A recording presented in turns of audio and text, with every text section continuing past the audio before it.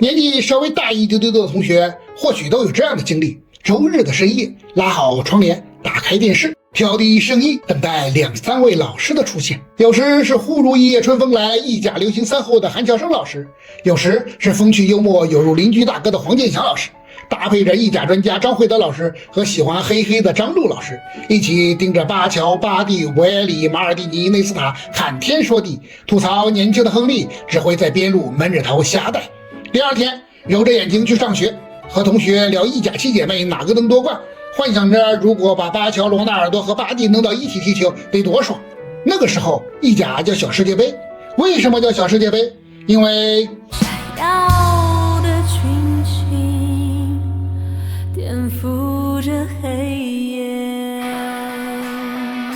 意大利1982年世界杯夺冠，1990年拿到世界杯主办权，国内的足球氛围犹如马拉多纳自拍加长腿滤镜，迅速高涨，市场前景看好。而战后受惠于意大利经济飞速发展的企业也到了瓶颈期和转型期，纷纷资金投入到意甲联赛，以期进行赛道转移，拓展新业务。而当时其他联赛远没有达到这样的资本投入，意甲联赛一下子变成了混在广场舞老大妈里的石原里美，鹤立鸡群，吸引了世界各地的球星。从马拉多纳开始，世界上最好的球员十有八九都在意甲或者曾在意甲。荷兰三剑客，德国三驾马车，法国普拉蒂尼、齐达内2代球王，阿根廷巴蒂、克雷斯波、贝隆，巴西罗纳尔多、阿德里亚诺，还有鲁伊科斯塔、雷克巴、舍普琴科、阿斯普里拉，以及后来从 CCTV 5走向 CCTV 1的利比利亚总统维阿等等。当然还有基本上不会出国踢球的意大利群星。1984年到2001年，世界足坛转会费记录13次被打破，其中9次是人员往意甲流动，或者在意甲内部流动。要说意大利不是欧洲足球，甚至是世界足球的中心，我是不认可的。全世界最优秀的球星，自然造就了全世界最好看的联赛。现在英超有 Big 6，那时意甲有7姐妹。除此之外，即使小球队也有自己鲜明的特点。巴黎又黑又硬又快，莱切号称小辣椒，拥有比尔霍夫的乌迪内斯相当强硬，皮亚金查也能不时咬你几口。欧洲3大杯简直就是意甲承包的，当时的冠军杯，后来的欧冠，88年到99年，意甲球队在这11年中4冠5亚，9年进入决赛。同样在这11年内，联盟杯8冠6亚，10次进入决赛，其中还有4次是意甲内战。意甲说，当时我双手插兜，不知道什么是对手，是妥妥的第一联赛，在座的各位都没有意见吧？但事实上，意甲当时这么火，基础却是畸形的。一个联赛想要火爆，至少要满足3个条件：群众基础、观众热情和资本投入。意大利的足球基础是毋庸置疑的。130多年前，意大利就有了足球俱乐部；1915年就有了全国性联赛；1929年就有了职业联赛，而且从上到下十分在意足球带来的荣光。1934年第2届世界杯在意大利举行，墨索里尼就命令意大利足球队必须夺冠，赢了回来，香槟美人举国欢庆，输了集体拉到刑场枪毙，也算没谁了。前面也提到，82年意大利再度夺冠，90年举办世界杯，让意大利全国的足球热情油锅里撒盐一样炸开。但此时意大利观众的热情就有些跑偏了。当时意大利甚至超越了英国，成为欧洲名列前茅的主要经济体，但经济结构失衡，低端工作又被没什么技巧的外来移民占据，失业率很高，峰值的时候达到过11%，地区发展也很不均衡，南北差异很大。于是很多人很不满，便跑到足球看台上宣泄情绪。其实这也无所谓，借着骂足球发泄发泄，这也算足球为建立意大利和谐社会做出贡献了。但因为足球的关注度实在是太高，球场就成了展现极端观点、进行地域攻击、种族歧视乃至阶级斗争的舞台。而且对于很多人来说，立场越鲜明，观点越极端，越有代入感，越有煽动性，这看台上就更热闹了，甚至发展到场下场外，这是一个很大的雷。极端情绪不仅给人极大的不适感，而且很容易肆意蔓延，变成行动，这就让人恐惧了。如果你是被敌对者，就更害怕了。英格兰铁腰伊斯就惧怕这种种族歧视的环境，借口孩子到了上学的年纪，逃离了意甲。而这些人偏偏多是球队死忠，俱乐部不会轻易得罪。意大利足协也看惯了马可波罗带回来的老子，喜欢无为而治，放任自流。等到90年代末对此进行限制的时候，意甲已经到了辉煌的尽头，并且长期形成的这类球迷文化，甚至滋生出了一些极端球迷组织，可不是简单的几条禁令就能限制的。近些年的巴洛特利和卢卡库哪个没有遭受到球场内外种族歧视的折磨？而曾经跟俱乐部发生摩擦的那不勒斯球员莫滕斯和杰林斯基等人，也曾遭受到自家球迷的攻击。杰林斯基的汽车还被破坏，以至于大家不得不雇佣保镖提防自家球迷。这些似乎还都是小 case。19年，意大利警方突袭了一个尤文图斯极端球迷组织，缴获了大量的武器，甚至还有1枚导弹。这简直是佐佐木希给 UP 主送情书，魔幻到离谱了。而意甲俱乐部的所有者对于俱乐部的定位就更不纯粹了，他们愿意投入大量的资金，多数抱有其他方面的目的。就像白云大妈的著作《月子》，不是用来阅读的，而是用来上厕所的。譬如说 AC 米兰主席贝鲁斯科尼，在他手中 AC 米兰实际上就是博取政治声望的工具。这位先生靠着房地产发家，建立了媒体帝国，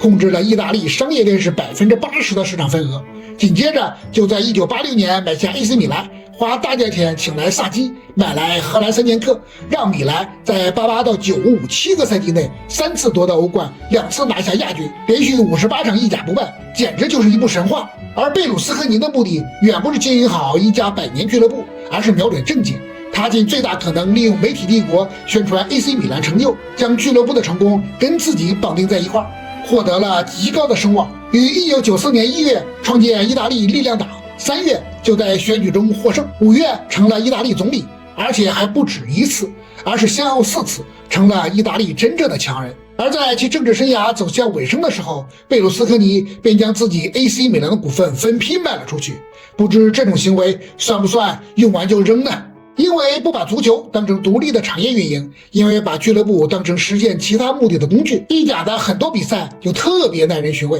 有些默契球让所有人都能心领神会，而且证据确凿的假球事件就集中爆发过3次，简直算是意甲传统了。第一次发生在遥远的1927年，都灵队获得联赛冠军，但后来调查出都灵俱乐部官员给了尤文图斯后卫阿雷曼迪5万里拉，让他在比赛中睁一只眼闭一条腿。结果那场比赛最终都灵2比1获胜。第二次是1979到80赛季，无欲无求的 AC 米兰最后一轮碰上了挣扎保级的拉齐奥， AC 米兰主动把拉齐奥拉到没人的小巷子里，哥们儿，要不要谈点刺激的？拉齐奥大喜过望，这简直是瞌睡来了有人送枕头，想谈恋爱碰见了板垣结衣来表白，于是拉齐奥顺利2比0拿下 AC 米兰，保级成功。第3次就是06年大家耳熟能详的电话门了，这次涉及的范围很广。尤文图斯、AC 米兰、佛罗伦萨、拉齐奥等俱乐部控制裁判打假球，原本每场比赛的裁判都是随机抽选的，但这个抽签往往在这些俱乐部控制之内。这些本来都是带给意大利足坛地震的事件，或许是改革意大利足球的契机，但魔幻的事情接二连三的发生了。